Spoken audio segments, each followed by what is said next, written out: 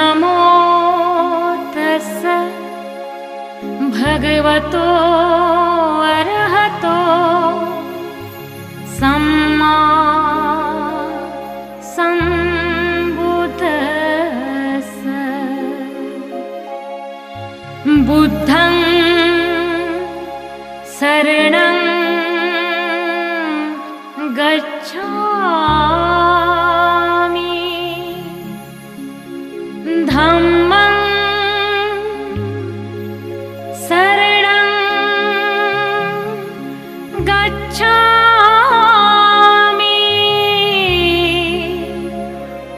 संघं शरणं गच्छामि।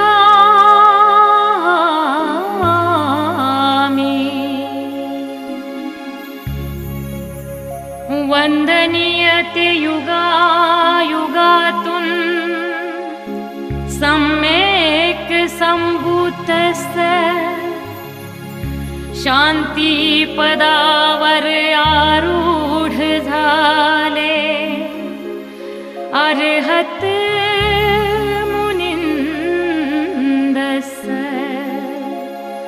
विश्वा माझी धम्म साधना, मंगल कुशलस्स। मग कान मी जावे शरण बुद्धाला, गाता नमो तस्स।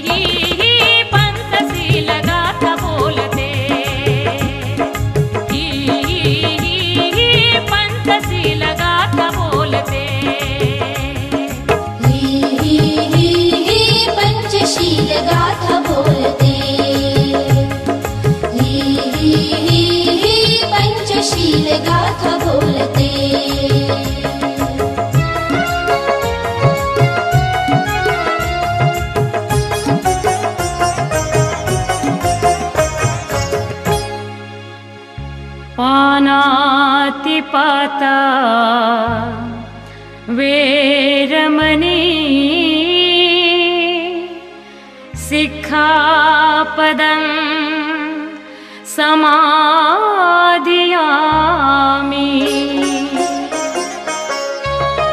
प्राणहत्या व्यर्थ नको बलिदान हातुनी, भावार्थ अहिंसेचा घ्यावा शब्दातुनी।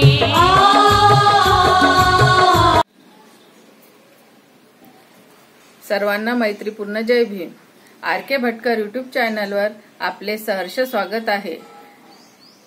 आपण पाहता आर.के. Bhatkar YouTube channel.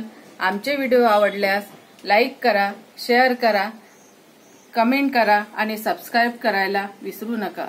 जय भीम।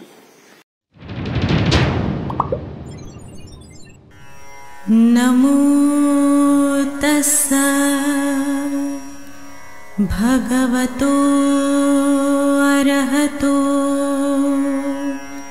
सम्मा सम्बुद्धस्स।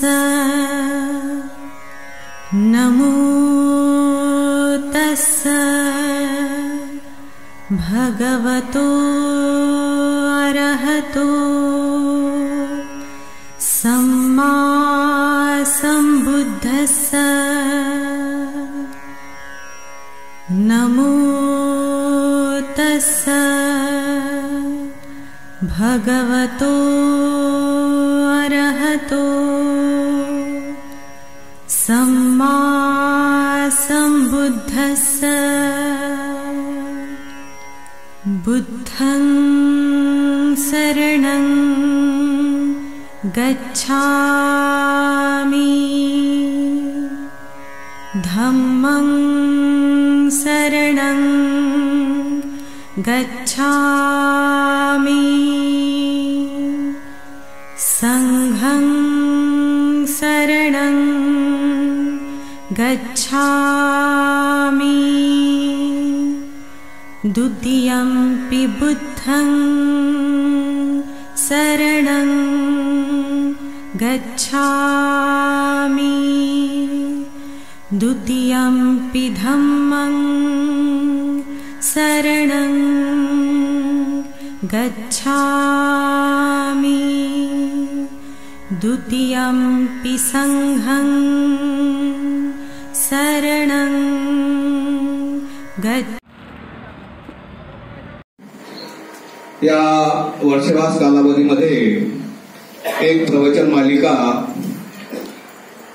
दरवर्षीप्रमाणे याही वर्षी आपण त्या उपक्रमाचं मार्गदर्शन या ठिकाणी करत असतो।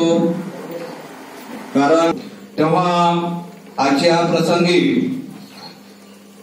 11वे पुष्प गुंफण्यासाठी भारतीय बौद्ध महासभेचे बडनेरा शहराचे सरचिटणीस आदरणीय विलासजी नागदेव सर हे तथागत भगवान गौतम बुद्ध याविषयी 11वे पुष्प गुंफण्यासाठी या ठिकाणी मी त्यांना प्राचारण करतो। त्यांनी आपल्या अखिल विश्वाला शांतीचा संदेश देणारे महाकारुणिक भगवान गौतम बुद्ध, विश्वरत्न डॉक्टर बाबासाहेब आंबेडकर, माता भीमाई, माता रमाई यांना त्रिवार वंदन। भारतीय बौद्ध महासभेच्या राष्ट्रीय संरक्षिका आदरणीय मीराताई यशवंत आंबेडकर यांच्या 45 वर्षाच्या धम्म कार्याला माझा पंचांग प्रमाण। भारतीय बौद्ध महासभेचे राष्ट्रीय कार्याध्यक्ष तथा समता सैनिक दलाचे प्रमुख आदरणीय डॉक्टर भीमराव यशवंतराव आंबेडकर यांच्या कार्याला माझं वंदन। भारतीय बौद्ध महासभेचे राष्ट्रीय सल्लागार तथा वंचित बहुजन आघाडीचे अध्यक्ष आदरणीय श्रद्धेय बाळासाहेब उर्फ प्रकाश आंबेडकर यांच्या धम्म चळवळ तसेच सामाजिक चळवळीला माझा पंचांग प्रणाम। मित्र हो, या भारतीय बौद्ध महासभेच्या माध्यमातून जी प्रवचन मालिका सुरू असते ती प्रवचन मालिका जो राजगृहातून आलेला आदेश आहे त्या आदेशाप्रमाणे सुरू असते। आणि आजचं हे 11वं पुष्प गुंफताना आजचा जो विषय आहे विश्वगुरु तथागत भगवान गौतम बुद्ध। भगवान गौतम बुद्धांचा जन्म हा इसवी पूर्व 563 मध्ये झाला।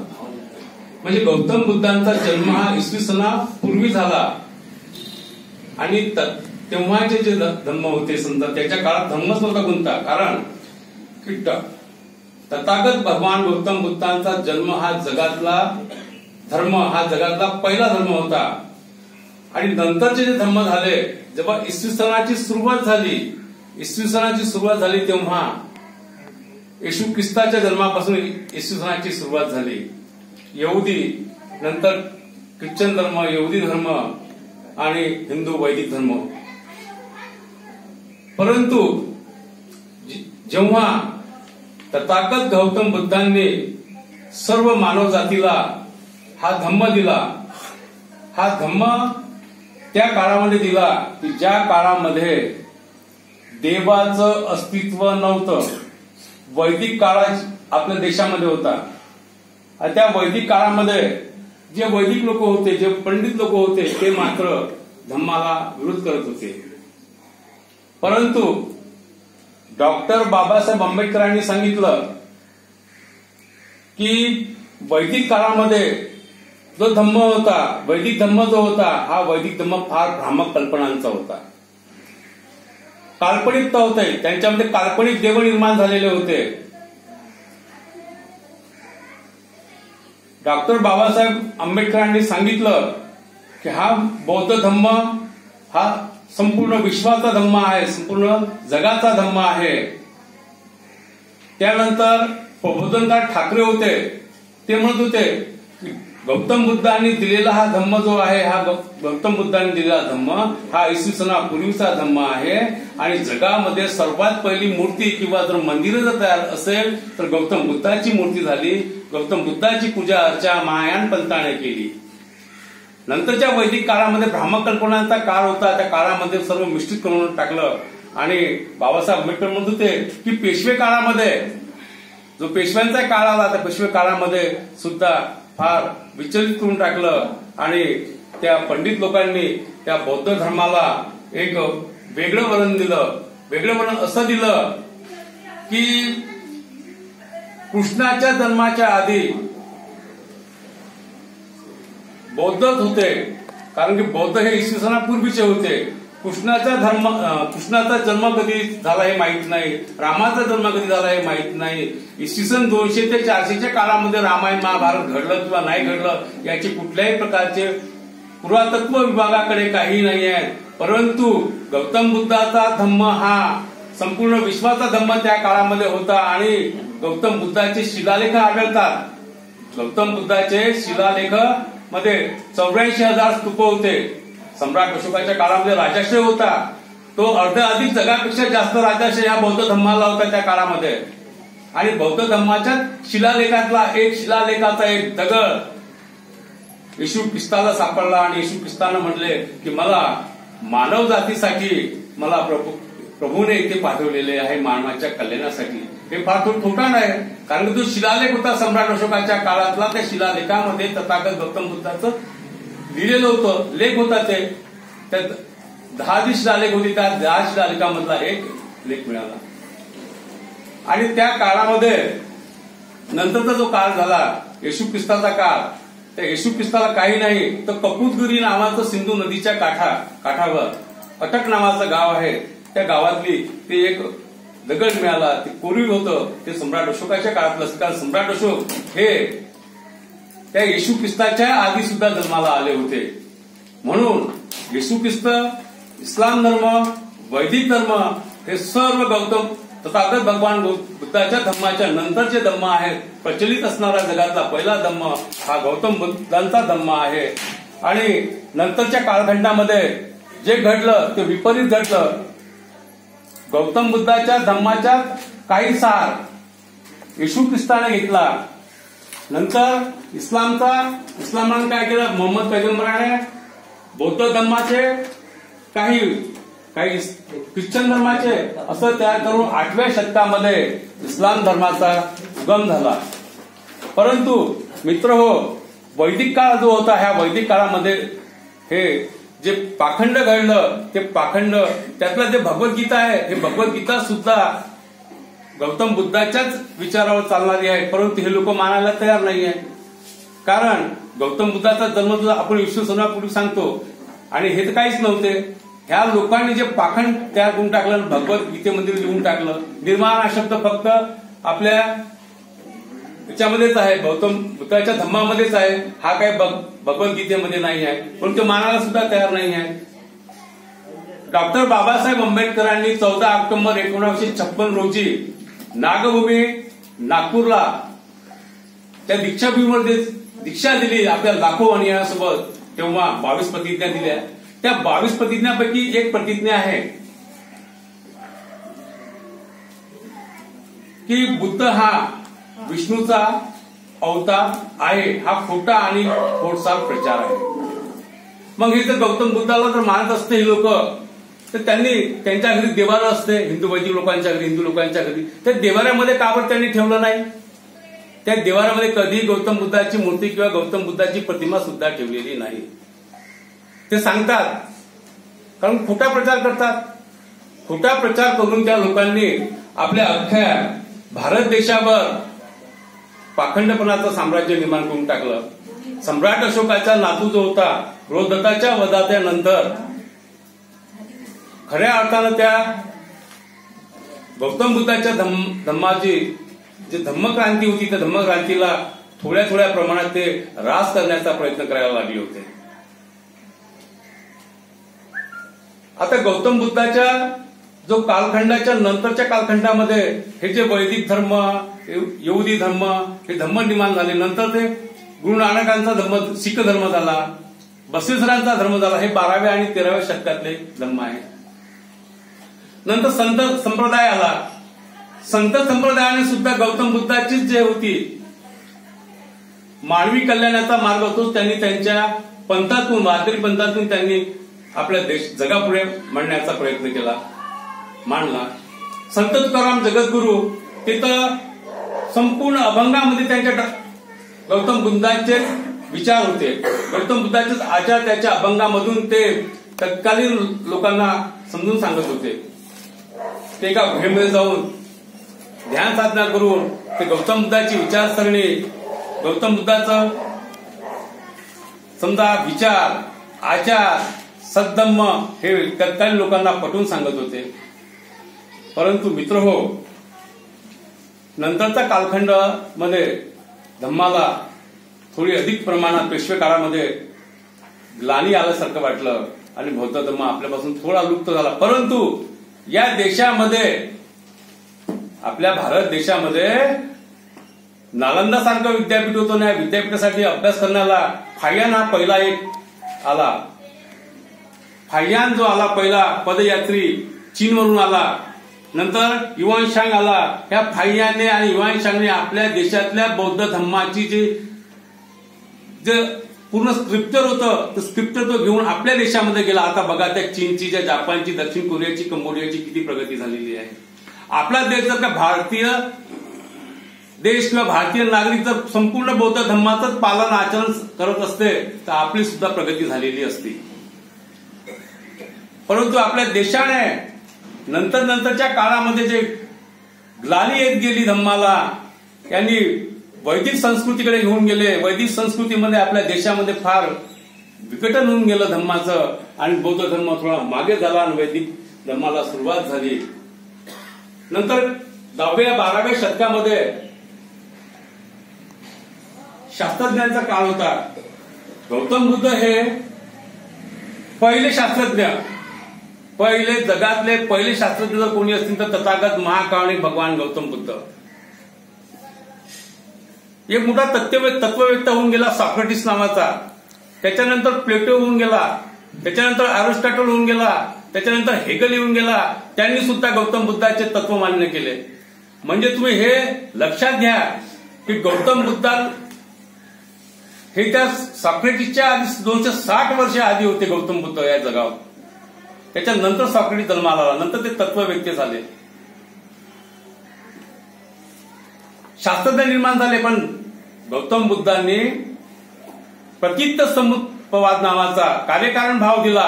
ते कार्यकारण भाव म्हणजे एक वैज्ञानिक प्रतिकृती आहे, वैज्ञानिक प्रक्रिया आहे की संशोधन करण्याची प्रवृत्ती त्या शास्त्रज्ञामध्ये निर्माण झाली. तेव्हा कुठेतरी शास्त्रज्ञ तयार झाले. गॅलिलिओ झाला, ब्रुनो झाला, कोपर्निकस झाला, न्यूटन झाला. या शास्त्रज्ञांनी सुद्धा गौतम बुद्धाचं तत्वज्ञान मान्य केलं. म्हणून या सर्व शास्त्रज्ञांमध्ये सुद्धा महाकारुणिक भगवान गौतम बुद्ध हे श्रेष्ठ होते.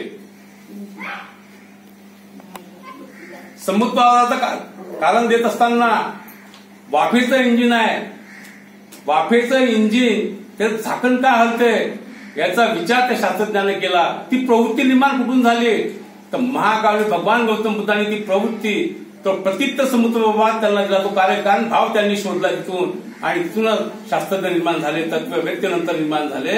या सर्व तत्ववेत्त्यामध्ये, या सर्व शास्त्रज्ञांमध्ये महाकारुणिक भगवान गौतम बुद्ध हे सर्वश्रेष्ठ होते. ते जगातले पहिले शास्त्रज्ञ होते. म्हणून आईन्स्टाईन नावाचा शास्त्रज्ञ काय सांगत होता त्या काळामध्ये, त्याला नोबेल पारितोषिक मिळालं आहे. त्यांनी म्हटलं होतं की जगात जर कोणता धर्म टिकत असेल तर तो महाकारुणिक भगवान गौतम बुद्धाचा धम्म टिकेल. कारण हा धम्म वैज्ञानिक दृष्टिकोन जोपासणारा आहे. विज्ञानाची शिकवण खऱ्या अर्थानं तथागत भगवान गौतम बुद्धांनी दिली. ते पहिले शास्त्रज्ञ म्हणण्याचं कारण हेच आहे की शास्त्रज्ञांची परंपरा जर सुरू करायची तर सर्व शास्त्रज्ञांची परंपरा ही भगवान बुद्धाला मानते. आताच काही वर्षापूर्वी आपल्या देशामध्ये स्टीफन हॉकिंग नावाचे एक शास्त्रज्ञ होऊन गेले. ते अपंग होते, त्यांना चालता येत नव्हतं. त्यांची खुर्चीलाच एक लॅपटॉप अटकलेला लावलेला होता आणि त्या लॅपटॉपवरून ते आपला संदेश देत होते, तेव्हा त्यांनी सांगितलं या जगात जर कोणता धर्म टिकत असेल तर महाकावणी भगवान गौतम बुद्धाचाच धम्म टिकणार आहे. तोच धम्म ह्या संपूर्ण जगाला शांतीच्या दिशेने घेऊन जाईल आहे, बाकी काहीच नाही आहे. ह्या जगाला खऱ्या अर्थाने युद्धाची नाही तर तथागत गौतम बुद्धांची गरज आहे, गौतम बुद्धांच्या विचाराची गरज आहे. इतकंच बोलतो, थांबतो. जय भीम, नमो बुद्धाय.